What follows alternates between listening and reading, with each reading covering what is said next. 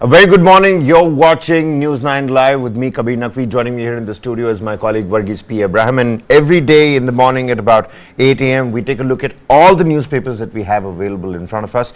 English, Hindi, regional. For a South, India focus, I've got Varghese with me here in the studio. And we're also going to look at what the social media is abuzz with. Your threads, your Instagram videos that are going viral. What's really doing the rounds in terms of news on Facebook. A list of news that we've picked up that we're certainly going to touch on is, of course, we will look at Manipur, even as the opposition delegation, the India delegation that reached Manipur, met with the governor, has put out a proper statement saying, look, the centre must step in and do more. It was more like a psychological therapy of sorts with their visit, this coming in from Adhir Ranjan Chaudhary. On the other hand, in Jammu and Kashmir, a massive search is on, Varghese, for an army person that has gone missing. He was on leave, he was at home. There's a cry in hues of the mother and the family that have now come out. Also, that blast in Pakistan's Khyber Pakhtunwha, it has killed 44 people so far. The parliament in the centre is going to take up that Delhi ordinance bill. We've got Arvind Kejriwal's picture over there. Arvind Kejriwal versus the Lieutenant Governor vis-a-vis Narendra Modi and the NDA government is something that we're going to look at today as well. Sharad Pawar is going to created a lot of felicitate. Buzz, yes, he's going to felicitate the Prime Minister. Sharad Pawar, Ajit Pawar broke away from the NCP, and Ajit Pawar was the one who was voicing his closer ties to the Prime Minister, how he looked up to the Bharatiya Janata Party, how he looked up to the NDA government, and how progress and development was his key agenda, learning from the Prime Minister as well. But it's the other Pawar, it's the senior Pawar that is now going to felicitate the Prime Minister. What kind of ripple effects will that create for the opposition alliance? Because Sharad Pawar was there at the centre stage in Bengaluru as well. Another meeting of the India Alliance is also ready to take place in Maharashtra on the 26th of this month. On the other hand, there's outrage over the 5-year-old's rape and murder in Kerala, Varghese. You'll of course be in a better position to help the viewers on that front. A Delhi cop, ladies and gentlemen, was run over. His car broke down. He stepped out and was run over by a truck. A probe is currently on that. We'll bring you the rain and flood updates. Where are colleges shut? Where are schools shut? And should you really be stepping out? If not today, should you be stepping out in the days ahead? And of course, our little baby up in the sky, Chandrayaan, as it is roaming around as it was nothing, parked in that elliptic orbit. It is now going to look ahead for that translunar injection towards the lunar orbit, and then there's going to be an opposite process and it will finally come down. But first and foremost, Varghese, what do we talk about? I'm looking here on the first front page. It says J&K soldier on leave goes missing. Search operation has been launched. This is a rifleman, Javed Ahmed Vani. He's 25 years old. He's from Kulgam, and he's gone missing from his own village. There's a video message that's doing the rounds on social media where you can hear the mother of this army jawan saying, he's innocent, he's a young boy, please let him go, please forgive if you have really abducted him. What kind of message does this send across? You've got multi-agencies, conducting those combing operations. There's a massive search operation, not just one person's job. Well, it's not one person's job, and also the other issue over here is that there is an attempt on the part of the militants as terrorists within in Jammu and Kashmir who have lost a lot of momentum from the 1990s onwards, and it is on a waning. The militancy that we are looking at is on waning, and you have seen recently a lot of strikes happening. You've seen the migrant laborers being targeted, you have seen non-Kashmiris being targeted, as well as the Pandits being targeted, and here this has been a part of their strategy just to discourage any of the Jammu and Kashmir local youth from going ahead and ensuring that they have some kind of an attachment with the armed forces. Because here, if you look at them, this is not the first time it's happened. You had several times where anti-terrorist operatives from Jammu and Kashmir have been abducted by these terrorists, and they have attacked and killed them as well. So what the Tribune I was reading was saying that last year the same thing.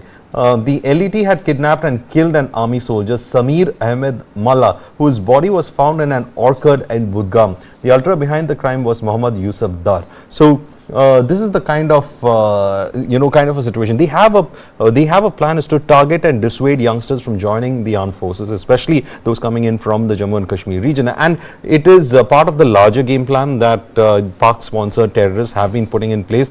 Because what happens is that when you have they believe that it weakens their cause when it comes to Jammu and Kashmir, and it does weaken their cause, because when you when you take up the flag of India, it's a totally different message that goes through. And this particular abduction that has been carried out of this person and the emotional appeals of that family that has been going on just shows that a lot of them who join the armed forces from the region are actually vulnerable to such attacks. And this is prominently carried out by these ultra groups because of this particular issue, that these people are taking up the tricolour, and they have an issue with that because they've been asking for they've been fighting for, or rather they have been terrorizing the entire valley as well as the whole of Jammu and Kashmir for certain political objectives of their police sources say that the soldier Javed Ahmed Wani was a resident of Achathal village in Kulgam, and he went missing after he left for Chavalgam village in the same district on Saturday evening, well, to buy something. Now the sources are also telling, reading from the Indian Express here, saying that Vani's car was found at Paranhal village, which is about 9 kilometers from his Achathal residence. So when he embarked on that journey, he drove for about 9 kilometers from his Achathal residence, and they said while the car was unlocked, Vani's slippers and some blood stains were found inside. So it's not like a simple abduction case. So there seems there's to have proper been violence that's involved here as well. A rifleman with the Jammu and Kashmir Light Infantry, Vani was posted in Ladakh and had taken leave for Eid last month. Fearing that he may have been abducted by militants, his mother has released a video message pleading for his safe return home. The mother in that video, and I've personally seen the video, it's gut-wrenching again. She says he is innocent and young. If he has done anything wrong, I seek forgiveness for that, is what she's basically said in that particular message. But the fact remains that such things keep happening. In fact, there is something called as border action teams on the other side. What happens is they target Indian soldiers. They are specially trained commanders of the Pakistani army, and they tend to target Indian these search operation visuals that we're seeing, Varghese, I'm sorry to cut you short. Do you think this is going to reap any benefit? See, these are standard procedures that happen. The combing operations happen, the investigations going on. There's a lot of, human intelligence networks that are activated on the ground. There is a standard procedure that is already in play just after the abduction of this person. So we have to just wait and find out what is happening on the ground and let the armed forces carry on with their duties right now. But this comes at a time when there has been what I would say a kind of a planned attempt to, bring back the militancy factor back into Kashmir, because for a long time now the question has been about how it has been reduced to a large level since the abrogation of Article 370. Well, it has been waning out from before the abrogation of 370 itself. Militancy has been started to wane out. There were a lot of people who were trying to take to the political process on the issue, and it was waning out to a large extent. But then we do hear every instant, because see, the factor over here, Kabir, is not that you have actors in Kashmir who are having safe havens across the border. They have instructions coming in from across the border. This is a low intensity conflict that India has been facing for years together, and all these are actually symptoms of that low intensity conflict. So it's been going on for some time, and probably, especially when you talk about abrogation of Article 370 also, there's been a larger attempt to ensure that Kashmir keeps boiling, because the only way to keep that cause alive is to keep it boiling. And militancy has been one of the issues that most of the people, especially in Pakistan's think tank, or the focus think tank for Kashmir, has been propagating, saying that it has been on the wane. You need to get it up and propping, because India's consistent policies have resulted in two things. One is, first of all, our armed forces have been giving a person the choice, by either you surrender or you face the bullets. Two choices that you have. There is no other choice being given. There have been many appeals made by family members asking people to give up their guns, and if you don't give up your guns, this is what you land up with. Now, take a look at what's happening in Manipur. The guns is the main problem. Guns is the main problem. So, but here the issue over here, we must understand this targeted and focused attack, especially on these people who have joined the armed forces from the region. is an attempt to send out a message, and this message the militants wanted to be said that your life, if you try to collaborate with the armed forces, this is what is going to happen to you. So this message is what they've been trying to say, but no matter how much they have been trying to dissuade the youth from that region from joining the armed forces, you have huge recruitment drives that see a lot of youngsters from the region actually turning up to be recruited into the Jammu and Kashmir Light Infantry or any other armed forces units in that location. So JKLI is a very prestigious unit. It has been having youth from that region for a very long time, and the soldiers have also served with a lot of distinction when it comes to combat roles as well. Let me take a look at this. They've got some a real nice infographic here. Now what you just told me, they've explained it in that. Posted in Kargil, Rifleman Javed Ahmad Wani, 25 of Vachatal village, belongs to Jammu and Kashmir Light Infantry Regiment. Posted in Kargil, he was scheduled to resume duty today, and he has been abducted. So he was scheduled to go back to his front line, return to his duty today. Now bloodstains were found on his car. The abduction came to light for around 6:30 p.m. in the evening on Saturday, when he failed to return home and had gone out to purchase groceries. His car was reportedly found with bloodstains about 8 p.m. outside his village in Nachatal in Kulgam, 9 kilometers, like we told you. And officials say armed men forcefully intercepted Vani's car and abducted him, leaving behind a pair of slippers and blood marks on the vehicle. And we can only hope that the combing operations are successful, and we as soon as possible can reach out to our now missing army jawan. But the mother's plea, I mean, she says, without naming anyone, she's appealed to one and all, please forgive and return my son home. Well, the mother's pleas out over there, and well, the armed forces are doing their best bit because, as I said, they would have activated all their resources on the ground to trace Vani at any cost. So, right. Also on the in the Tribune, right on the front page, there you go. It says 44 killed, 200 plus hurt in suicide blast at Islamist party meet in Pakistan. Attack at Bajaur, which is the site of many battles between the army and the ultras. Pakistani army and the ultras, in fact. The Juif leader is amongst the dead. Among those killed was Amir Maulana Ziaullah, the local chairman of the Jamiat Ulema-e-Islam Fazl, JUIF, which was holding the convention at this particular place. He is known as the progenitor of the Taliban. Potential firefighters trained at thousands of the JUIF's madrasas before making their way to Afghanistan. And there's a proper picture where you can see rescue workers carrying the wounded people after that bomb blast in Bajaur district of Khyber, Pakhtunwha. What do you make of this? Do you think this is a targeted attack at the Maulana Ziaullah? See, this area, Khyber Pakhtunwha, has got a myriad of groups, especially Islamist groups that are very ideologically aggressive. So it rightly points out, progenitor of the Taliban, and then one of the things that we should, the Durand line is not yet recognized by a lot of people on both sides of in Afghanistan or on the Pakistan area. What is the Durand line? The Durand line separates, it is a physical boundary between Afghanistan as well as Pakistan, and when it comes to this particular area, this restive areas of Afghanistan as well as Pakistan are located on that particular section, and of course it was a random line that was drawn on the map, and it has a physical reality, but a lot of people don't recognize this line because it seems as a line that divides the Pashtuns and their tribes from each other, their relations between each other. So we can say it's kind of a very porous border at the same time. But here there is a lot of organizations that have cropped up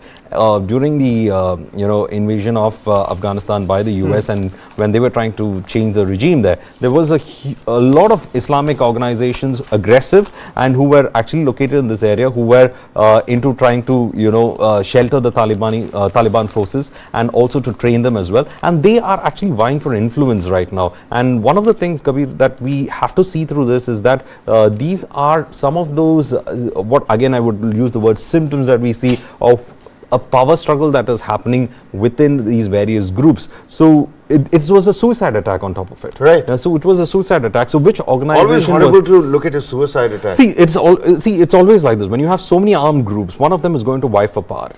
and one is going to feel threatened. So this kind of an inter-group rivalry is going to emerge, and there are going to be leaders who are going to support this. And each one of them is, of course, when it comes to this area, each one of them is going to say that there is the purer version of the ideology.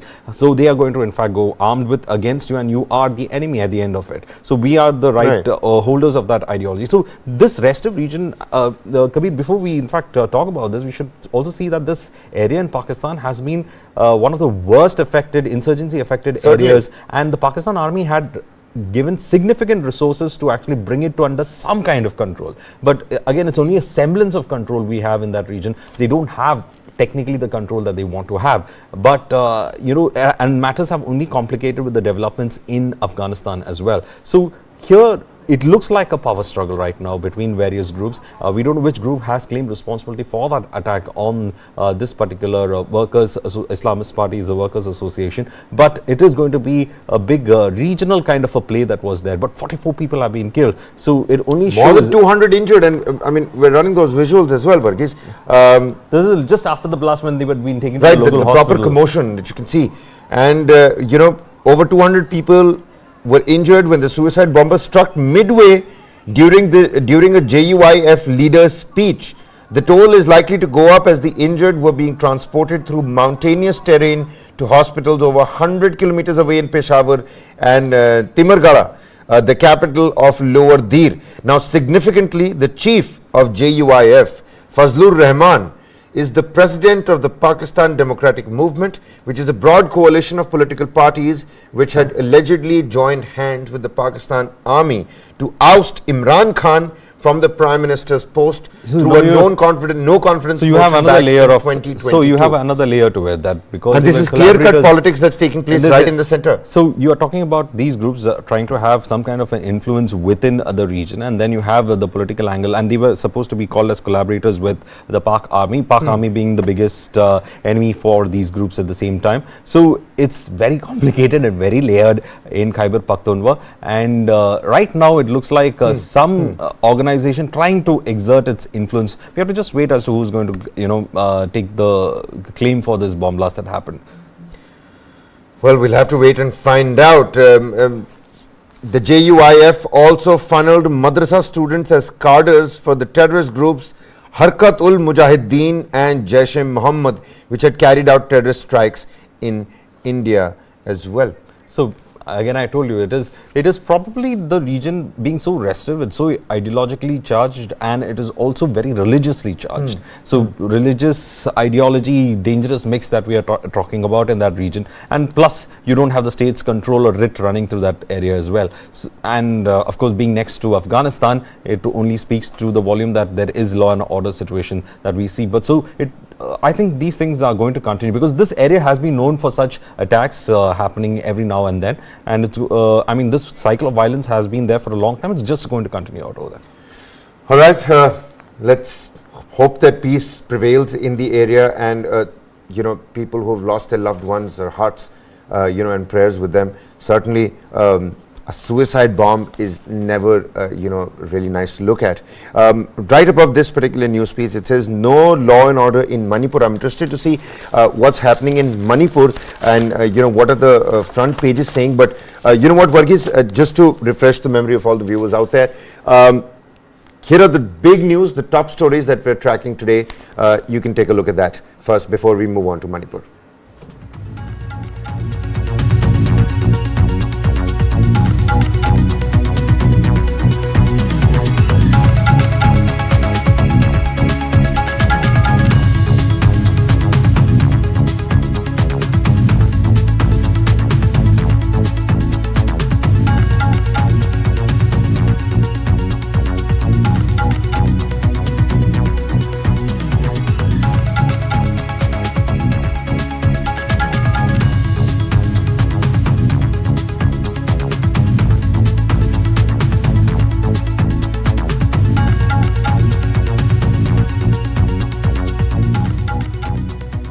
Well, so those were the big news, and now let's you know, bring your attention back to Manipur, where the India delegation over this weekend was over there. Adhir Ranjan Chaudhary spearheading you know, that particular delegation, and it was nice that the delegation members spoke to pretty much every media channel possible, all media outlets, the local ones more importantly, because their voice reaching out to the local people is much more important. It says here on the front page of the Tribune, it says, no law and order in Manipur, centre must step in, restore peace, says the opposition. The opposition means that delegation of the India Alliance. Visiting members of parliament give a memo to the governor, question Prime Minister Narendra Modi's silence. Debate, don't disrupt house, is what Om Birla, the Speaker of the lower house of the parliament, said. There should be debates, discussions on every serious issue, but there should not be disruption in assemblies or the Lok Sabha. On the other hand, let me just sum it up for the viewers and Varghese, and I'll come back to pick your brains. It says, Team India to brief its leaders today. Back in Delhi, 21 members of parliament will brief India parties, his floor leaders in the parliament building on Monday, about their assessment of the Manipur situation, which by the way they've constantly come out and said that the how these relief camps are being administered, the facilities that they've been provided with, the basic ration, the places for kids and children to play. It's absolutely horrible. It's absolutely horrible. Take a look at that. Some of visuals that we're running right behind you, Varghese. Tribal leader Jinza has been booked. Jinza, apologies if I'm pronouncing it incorrect, but the Manipur police have booked Indigenous Tribal Leaders Forum spokesperson Ginza Walzong for promoting enmity between communities by claiming the Khongsang railway station was being used to ferry arms. Now, this particular complaint and FIR, I've also learned, maybe I was reading it somewhere, was registered first in Ghaziabad, which was then shifted and sent to Manipur. On the other hand, Manipur and the ordinance may rock the session again. The monsoon session, and it's already underway. We're seeing back-to-back, derailments of the parliamentary proceedings. The monsoon session is set to witness a stormy scene today, with opposition continuing to raise the heat on Manipur issue, seeking a discussion on a no-trust motion. Also, that Delhi bill, which we will talk about in just a short while, that is also going to be tabled. Meanwhile, there's a picture on the front page. It says a Methi community woman with her child arrives from Mizoram at a relief camp in Imphal. Do you look at what's really happening in the northeast, the ripple effects, that show of strength? Did you see that show of strength of the the tribal leaders with the kind of sophisticated weaponry that they had, the guns, the Kevlar, the walkie-talkies, and slogans, and there's proper army music that's also been playing at the back, and that show of strength is also for the people of the tribals. It's also for that, and also to give them assurance of security as well. But at the end of the day, I think Times of India has put it out quite well. It says that the Manipur conflict could pose a threat to national security if left untamed. This is INDI's 21 member. Have we left it untamed? It looks like it's been untamed, and in fact, let me read further. It says that it has it tells Governor Anasuya UK, right, even as Congress's Vivek Tanka lavishes praise on her and urges the BJP leadership to impose central rule in the strife-torn state. And that is, of course, we're talking about Manipur there.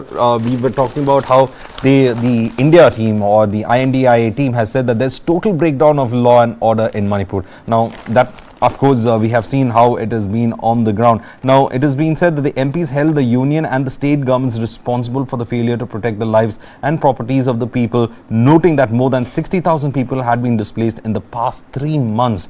The delegation requested the governor to apprise the union government of the complete breakdown of law and order in Manipur in the last 89 days. So, I think it's almost becoming 3 months now. Right. This is the kind of situation that we are seeing in Manipur. But there is another article in the Hindu that is much more worrisome.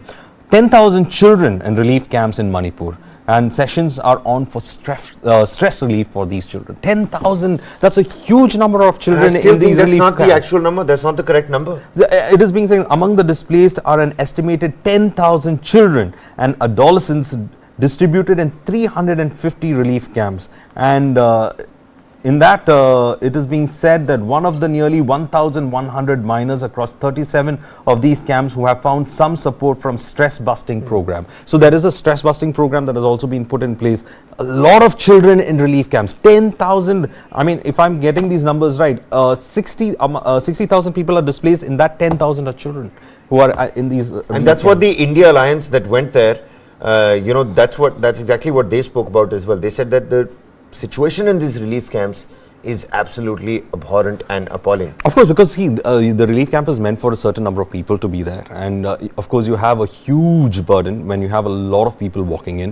You don't know, every day a relief camp is expecting more people to come in because the violence is still untamed. So it's going to be a burden on the resources. And relief camp, we are not talking only about, in Manipur alone. We're talking about relief camps in neighboring Mizoram as well, and probably in other states bordering around Manipur. So they are also taking Mizoram had sent out, and kind of an SOS saying that they need money to keep these relief camps running. And they have ethnic and kinship ties with the people in Manipur, especially the Kuki people. So it's actually appalling that so many children are in fact so displaced, and the kind of trouble that they are going through.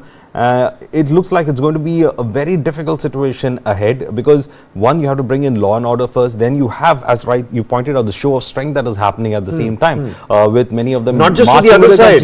It's a show of strength to your own side as well. Your own side as well, because look, don't worry, we got this covered. Yeah, but that doesn't dispel the anxiety that it's going to raise, because see, over here at the end of the day, there are many mixed families of both the communities living together. There are children from such mixed families as well.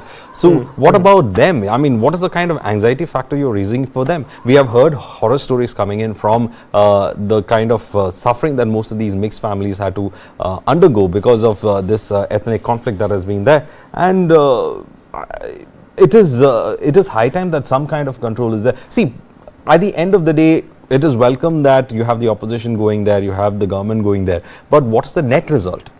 Right. You are blaming each other. How do you look at this new, complaint that has been registered against this tribal forum spokesperson? Don't you think again it's going to look like one side is being targeted? Exactly, it's going to be like this. But I think before this, we must also understand that there were complaints that were registered against certain organizations that belong to the Methi groups as well. So it looks like right now the government is trying to ensure that people don't raise the temperatures, they don't raise the issue of, which is already there, festering to a point where they won't be able to bring it to control. So that is why you have these complaints being registered, and probably that particular law that you take, creating enmity between two groups of people. Some people say that we are talking only about our group and we know who the perpetrators are. Right. So they're going to argue on that level, but it's still, the fact remains is that the message might be going on saying that do not vitiate the existing atmosphere right now, because it's a very challenging situation. Can you vitiate it anymore? I mean, see, right now it has come to a point where you cannot control the law and order situation. You have come to a point where you have armed gangs that are walking the streets, whichever community you belong to, and then there's so many guns out there looted from armories, which is to say that they are government armories and looted from these armories. There's so much of guns in circulation, and this it only requires this so-called marches to be carried out. Instead of, see, these marches don't build CVMs, they only create more distrust. It only creates more fear at the end of the day. So if these marches have been carried out with holding guns and these display of weapons, it should be actually condemned. And I think the forces on the ground are still unable to bring things in control because of a large extent of how this, or the nature of this conflict as well. Because we were seeing the involvement, a lot of women in it, some women blocking security forces from going to areas where the violence is happening. I mean, it is so complicated right now, but I think we have let this become complicated by letting this violence spread for almost 89 days, almost 3 months, because I think on May 3rd is when it was first reported, and then it has just continued from there with intermittent gunfights happening at the same time, mobs going riotous, burning of a lot of houses. A lot of these people are so displaced because they don't have anything to go back to, Kabir. They don't have houses to go back, they don't have livelihoods to go back, and it's the same as it's whether you are a person, a Methi who moved from the hills to back to the the valley, or from a Kuki who's moved from the valley back to the hills. What you had to look for is gone. The house that you built, the life that you have built is gone, and there's so much of only thing left back is distrust. And now the question of separate administration, trying to have an armed conflict, to one group saying that we are trying to keep the integrity of Manipur, new union territories. Carving out new union territories. I mean, it's only getting or rather a separate state. Let's also take a look at the politics that's happening, and I'm going to start on a little lighter note. My apologies if you think this it's it shouldn't go in the same vein. Unni, business as usual, the cartoonist, he's put out a book. The book says Manipur's Visitor's Book, and it says a collector's item. Grab it before it is banned. Before you're banned from going to Manipur, get an attempt, get in line, because you saw Rahul Gandhi went there, you saw how the Home Minister went there, you saw how the India delegation has now gone there, and everybody, in the opposition saying that why isn't the Prime Minister visiting it, why isn't the Prime Minister talking about it. Now, all communities are angry. The Prime Minister's silence shows indifference, is what the India Alliance has said when they've gone there. There's a picture of the 16 MPs, them standing with the governor of Manipur. When the violence happened, everybody knew there was a lot of violence happening. It took 89 days for a joint opposition delegation, or cross 80 days of that violence happening. It took so much of time for a joint opposition delegation to go there. The Congress had already sent a delegation because the Manipur Congress had met Khargeji and asked him to take a look at the ground situation. So they had gone there, but then that report also came in, but it was only somewhere there, out there. And then you have a huge government level panel actually being there. You had the Home Minister himself visiting the state, going to the relief camp, speaking to people, trying to bring things in place, announcing a peace panel, which of course became a non-starter because the tensions were already quite this. And then you kept changing officers as well to bring some kind of result on the ground. So it's not that attempt is not being carried out, but there is something seriously wrong that we are unable to understand, because in a state like Manipur, territory-wise, it is actually a small state compared to the huge states like we have in Uttar Pradesh.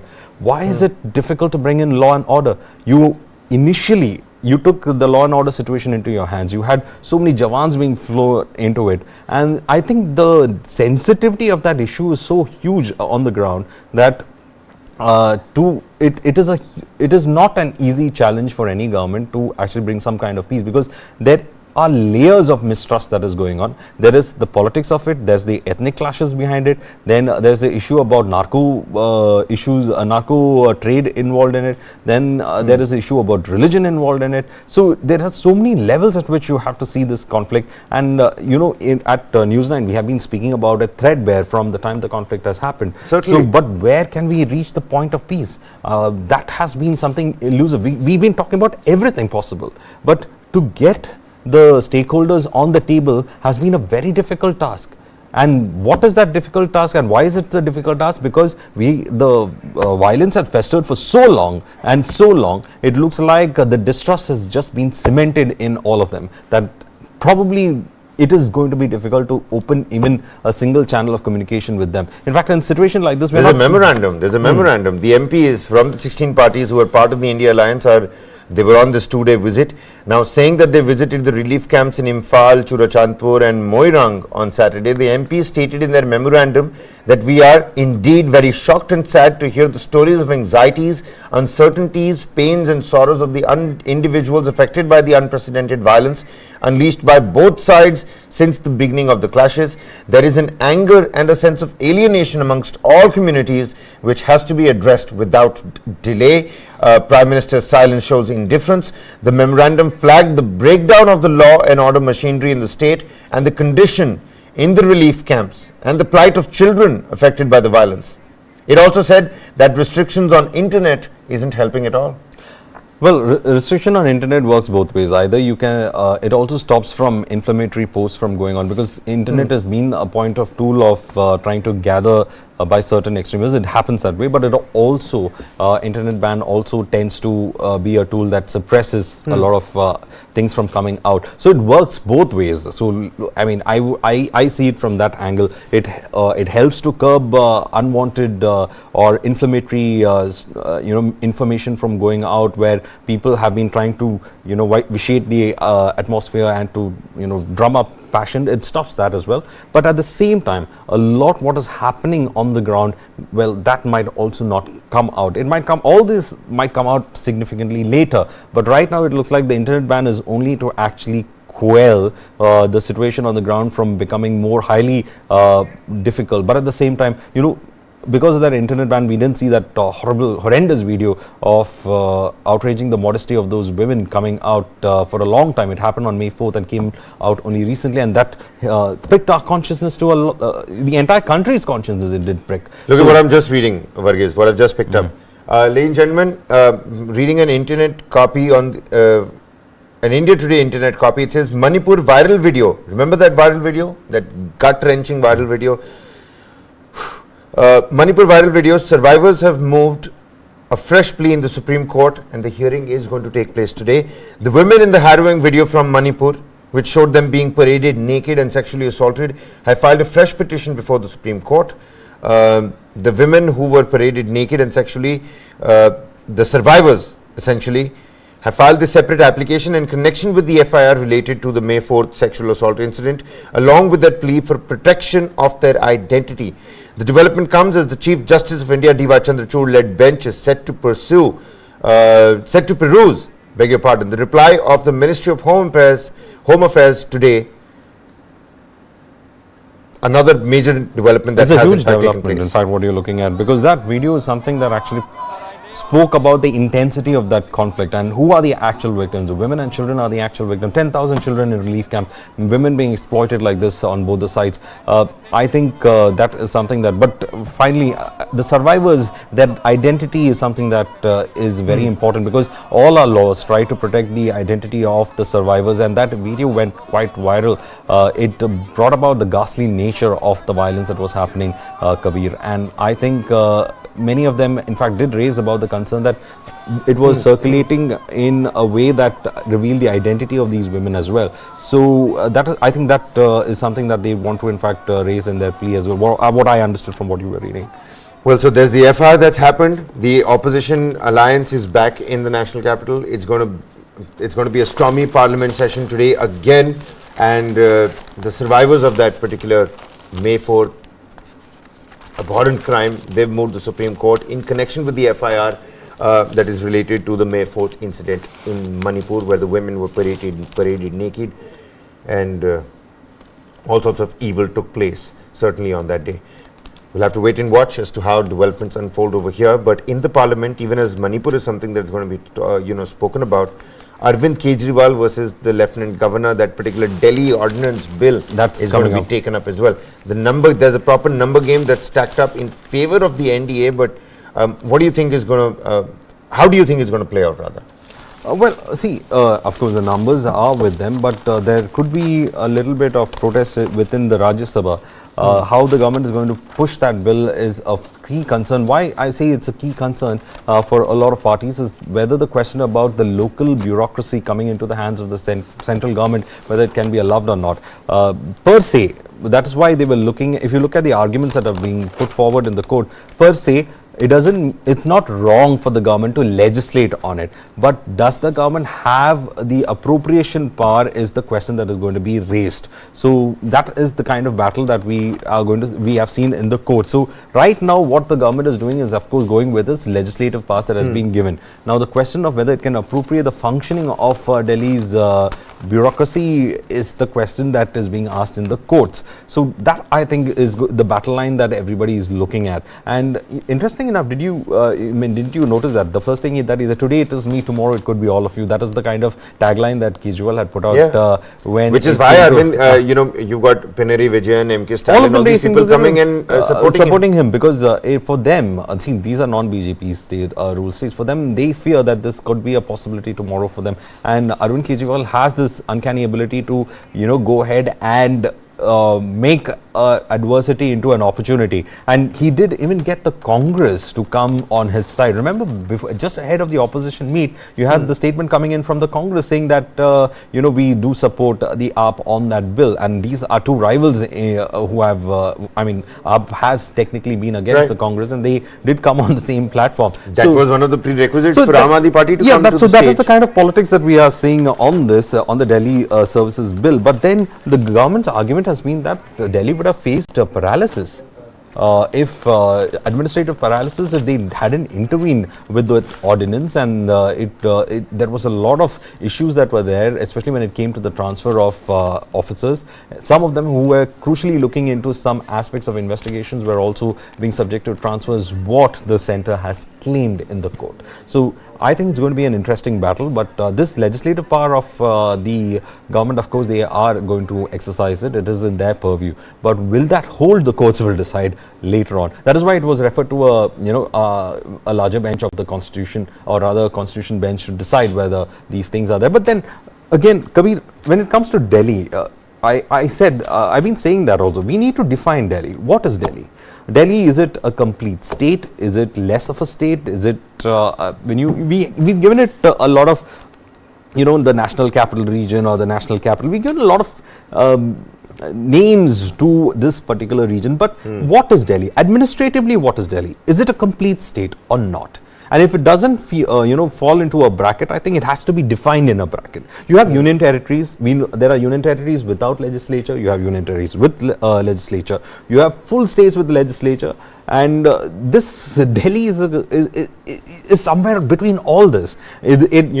Some parts of it is limited to the centre's control. This conundrum is why the government feels safe to say that this is going to paralyze the administration. So that's why we have to intervene. This conundrum, as we are talking about when it comes to Delhi, this conundrum is going to be difficult to understand, because you have 7 MP seats in Delhi complete in its entirety. So it does elect 7 MPs, larger than some of the northeastern states. So Delhi has enough and more population than the northeastern states to put out 7 MPs. Some of the northeastern states have only 1 or 2 MPs, MP seats. So, and they are states, mind you, they are full-fledged states, but Delhi is not a full-fledged state. Okay, and this issue has to be, and probably what we are going to see in these legal debates that are going to happen, or when the Delhi government, when it goes to court, is probably the court actually pinpointing what Delhi is, and how much of Delhi is a state, and how much of Delhi has. So what you're saying is that is the actual problem, not the fact about who's going to control the administration or not. No, because see, the politics is happening on that limbo where the definition is not clear. All right. The politics is happening on that. See, one thing is there indirect eyeing of who controls Delhi finally? Because before this ordinance was passed, everybody was saying Arvind Kejriwal is finally the boss, because the Supreme Court had intervened and said that, you know what, you got the chief minister here for a reason. Listen to the chief minister. So the governor has to listen to the council of ministers, the head of the council of ministers. But the governor is also, the governor's position over here has been mostly like trying to behave more like a union territory without a legislature as well, where he tends to be trying to override the decisions of the chief minister as well as the council of ministers. So that debate has also been going on. So that is why I think legally now it is high time that we define Delhi. And I don't know what creature it is, because I think we need to have a new nomenclature for it, because it's not a union territory, it's not a full-fledged state, it is not a complete state, so it has to have some kind of a new nomenclature. National capital, something should be region. This is National Capital Area. NCR. That's not going to work anymore, essentially, right? Yeah, because that again, see, NCR again has got broader perspectives. It has Noida as part of it, it's got Gurugram as part of it, so it's got other areas as part of it. So it only defines as a region, but administratively, we have to have the clarity on what Delhi is. And how do you think it's going to play out in the parliament today? Parliament, of course, you're going to have a lot of noises from INDIA, because they had pledged their support on this. You don't call the alliance India, do you? See, it's when I call India, for me, the idea is always about the country of India. When I say India, and I like the name India also, but when it comes to a political formation, when I say like India has done this, or India is going to fight in the parliament. For somebody who doesn't know. No, yeah, it's going to be very difficult to this thing. That's why I clearly make it's a political grouping. That's why I say INDIA. I have to spell it out, but it's discomfortable, but I still say INDIA. Did you say between journalists, do you think it's more ethical to be calling it INDIA than India? I think it is more ethical to be calling it as INDIA rather than India, because India is a country. I think you can't just appropriate a country's entire political thing. Well, I've been saying it wrong all this while. So the it's my opinion, Kabir. INDIA, no, I do agree. This is my opinion. So the INDIA alliance is back from Manipur, those members of parliament. There's going to be a proper number game inside the parliament when we're looking at the Delhi ordinance bill as well. But the INDIA vis-a-vis some other things that are also happening on the other side of the spectrum.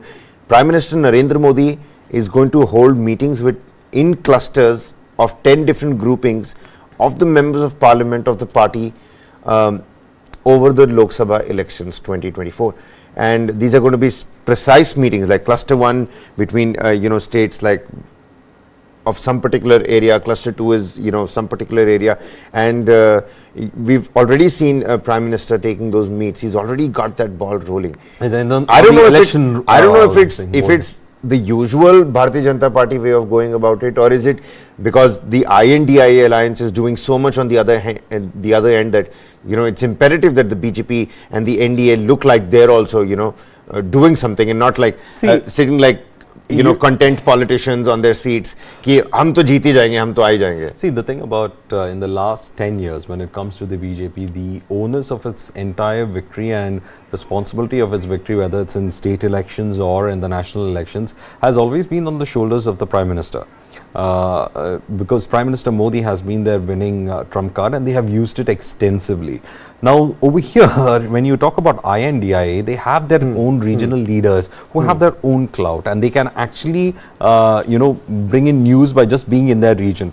Unlike that, the Prime Minister over here is now probably trying to tell his regional MPs to be active on the ground, because he cannot be the only face who's going across from north to south. I mean, he will do it, of course, when it comes to the elections, but of course you have to do that local work as well. Many of the issues that we have seen is that most of them, and some of the BJP sources have also been saying, is that most of them don't understand the kind of schemes that are there for a lot of people, especially when it comes to one of the biggest accusations against the government has been about trying not to having that kind of an outreach with the middle class and the lower middle class and the poor and the rural sectors. So they've been trying to say that you promote, make them understand these are the policies that we have been, because a lot of them have no idea about it. Even in rural sectors, especially in the farming sectors, they don't understand that there are new policies and how effectively it can be used to further their lives. I mean, those kind of challenges they do feel on the ground. But at the same time, you have the INDIA leaders who have hit the ground with that opposition narrative, saying that you have been abandoned, you're orphaned, we are the only voices for you. So it is going to be a challenge, and these cluster meetings are part of that ideation to ensure that at the local level the message is in fact put in place. So it's going to be task cut out for a lot of MPs, because we know that Prime Minister Modi, before he does anything, he wants I hate to cut you short. I'm just getting some information, and it's important that we put this out as well. Chalti train mein firing, and I mean this is an piece of information that we're just getting in from the wires. चलती train में firing, Gujarat की दिशा में मुंबई आ रही mail train में firing, 4 लोगों की मौत, 4 people dead. मरने वालों में एक आरपीएफ का एएसआई सहित 3 यात्री हैं. It was reported in train number 12956. Yes, those are the visuals that we're seeing. It was train number 12956. Jaipur's from it was reported in Jaipur at about 5:23 AM PM, is not mentioned at the moment, so we must tread carefully. There was a firing in B5 coach. It was confirmed that CT Chetan, in escort duty, fired on escort in charge ASI Tikaram. So the train fratricide, basically. Fratricide, seems like that. The train has arrived at BVI, and as per advance information, casualty of 3 civilians has also been reported, in addition to the ASI. Senior DSC BCT is also on his way to the site. This head constable has been caught at Binder post. DCP North GRP has been informed, and detailed report is going to follow soon. Vapi से बोरीवाली Meera road station के बीच घटना. Meera road बोरीवाली के बीच GRP Mumbai के जवानों ने constable कल हिरासत में लिया. So it seems like the person, the suspected shooter, who's also part of the force, has been apprehended so far. This happened at wee hours of the morning, 5:23. It was reported in train number 12956, where this, it was confirmed that CT Chetan, who was in escort duty, fired on the escort in charge ASI Tika Ram, and it seems like CT Chetan has been apprehended. A more detailed report is going to follow soon, but just bringing you the latest visuals that we have. Yeah, exactly. That's exactly what we have. You know what? We'll tally all of this up for you. We also have a rolling coverage at 11 and the South Indian during the day, sports news in the evening, and the global lens, our top international news later on in the evening. But do continue to stay on with News 9 Live throughout the day for all the latest updates. That's all the time we have for you. Varghese, it seems like we've got a big day cut right ahead for all of us. Many thanks for everybody that's joined in, tuned in to the comment section. Before we leave, the big news, we'll just play all of that out for you.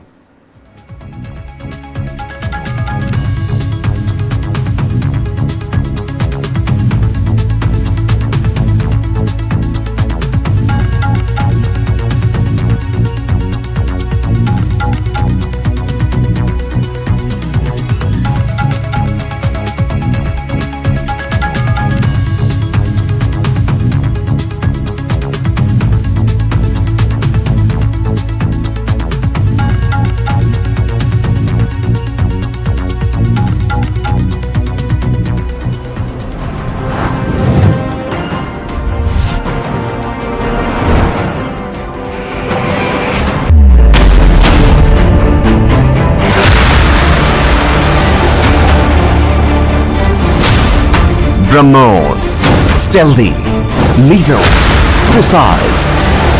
It flies at 3 times the speed of sound and cuts through a warship like a hot knife through butter.